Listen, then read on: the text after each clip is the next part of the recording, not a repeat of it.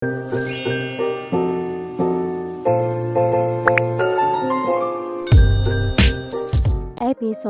26. Menangis. Nita bergegas masuk ke dalam ruang IGD. Dia ada shift jaga di IGD malam ini. Dan sekarang dia mendapatkan pasien yang mengalami kecelakaan tunggal yang baru saja tiba. Nita terkejut melihat siapa yang sedang tergolek lemah dan wajahnya dipenuhi darah tengah terbaring di brankar IGD. Nathan, lirih Nita, mengabaikan rasa keterkejutannya. Dokter muda itu langsung menyuruh dua perawat mengambilkan alat-alat untuk membersihkan luka Nathan yang berada di keningnya. Pasien mengalami kecelakaan tunggal saat dia naik motor dan sepertinya helmnya terlepas karena luka yang dialami ada di kening, bukan di belakang.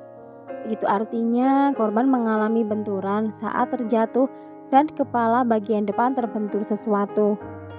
Jelas Nita pada kedua perawat yang dengan cekatan membersihkan luka yang tidak terlalu dalam itu. Dokter, sepertinya lukanya tidak dalam, tapi perlu dijahit karena lebar lukanya sekitar 2 cm. Jelas salah satu perawat yang masih muda. Oke, siapkan alatnya. Nita langsung mengambil sarung tangan dan bersiap akan melakukan jahitan pada dahi Nathan.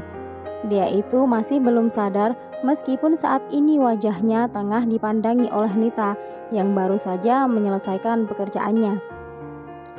Sebenarnya apa yang terjadi dengan pria ini?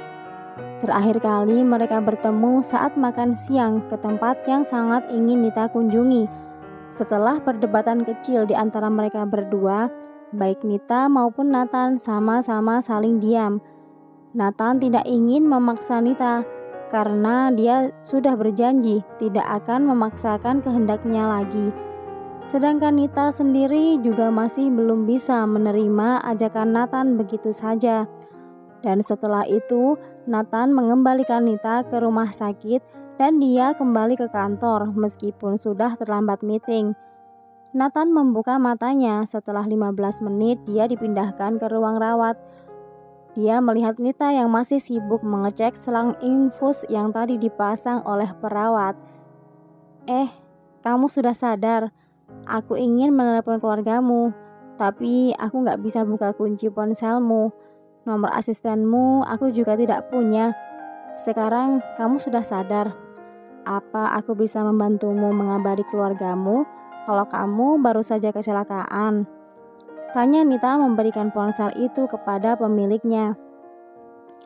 Kata kunci sandinya tanggal lahir kamu. Belum aku ubah selama ini. Ucap Nathan tersenyum. Nita terkejut dan tidak percaya kalau ponsel pria itu belum pernah ganti. Ini masih ponselku yang dulu. Bukankah kamu sendiri yang memberi sandi itu? Ucap Nathan membuat Nita kembali menatap ponsel Nathan yang memang tidak berbeda dengan ponselnya yang dulu.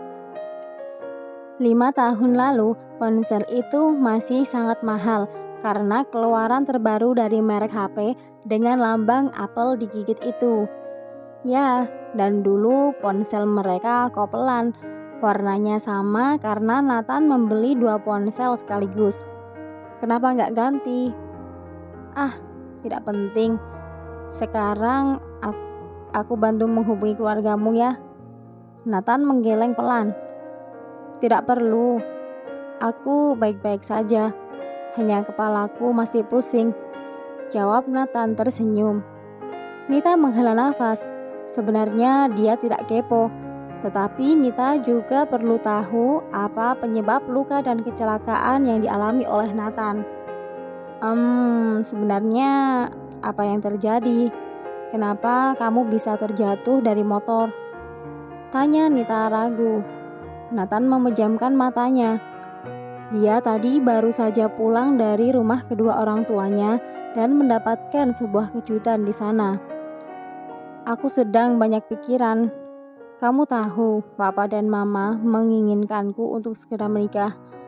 Mereka tahu bahwa kamu sudah kembali dan aku ingin membawamu kembali pada mereka. Aku ingin kembali padamu, tapi mama tidak menyetujui permintaanku. Dia takut aku membuatmu sakit hati lagi. Bahkan tiba-tiba mama mengundang Sylvia ke rumah dan menginginkan aku menikahinya. Dengan alasan aku harus bisa berada di sampingnya untuk menjaga Sylvia. Aku harus bagaimana?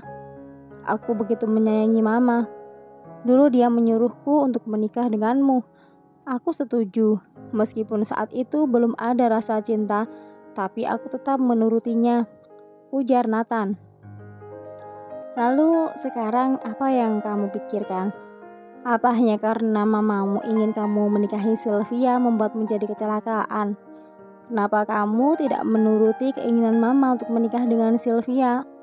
Bukankah itu keinginanmu dari dulu? Menceraikanku hanya untuk menikah dengan kekasihmu.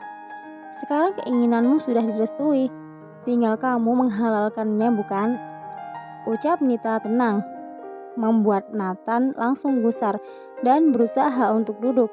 Dia benar-benar tidak mengerti kenapa Nita sama sekali tidak sadar dengan perasaannya. Dia yang membuat Nathan jatuh cinta. Dan sekarang dengan entengnya menyuruhnya menikah dengan Sylvia. Nathan tahu dia memang terlambat menyadari, tetapi bahkan dia sama sekali tidak mengkhianati cintanya untuk Nita. Nita terkejut ketika tangannya ditarik oleh Nathan sampai dia jatuh ke dalam pangkuan pria itu. Bahkan Nita tidak bisa bergerak karena Nathan langsung menguncinya begitu saja. Nathan, lepas! Jangan seperti ini. Nita meronta dalam dekapan pria tersebut. Aku gak akan melepaskanmu, mantan. Kamu harus bertanggung jawab karena aku sakit. Semua rasa sakit ini dikarenakan olehmu. Jadi harus kamu obati. Bukankah kamu seorang dokter? Ucap Nathan menahan tubuh Nita. Biarkan kalau ada yang melihat. Biar mereka dinikahkan sekalian. Kamu gila. Aku gak pernah nyakitin kamu. Yang ada, kamu tuh yang nyakitin aku. Apa kamu gak tahu gimana perasaanku selama menjadi istrimu? Menahan sakit hati karena kamu dengan entengnya bercerita tentang Sylvia. Apa kamu pernah mau mengerti bagaimana sakitnya hatiku? Tapi itu semua aku tahan, Karina. Nathan tidak kuat mendengar curahan hati Nita dan melihat mata wanita itu berkaca-kaca saat menceritakan masa lalu mereka. Dengan cepat dia mencium bibir Nita dan memagutnya lembut, bibir yang menjadi candunya ketika pernah merasakan sekali saat itu. Nita yang sedang berusaha mendorong Nathan merasakan ciuman mereka terasa asin. Nathan menangis. Yah, Nita bisa merasakan tubuh mantan suaminya itu bergetar. Pria itu masih belum memutuskan ciuman mereka, tapi Nita bisa melihat air mata Nathan mengalir begitu saja. Kenapa? Kenapa Nathan menangis? Apakah dia juga merasakan terluka? Bersambung.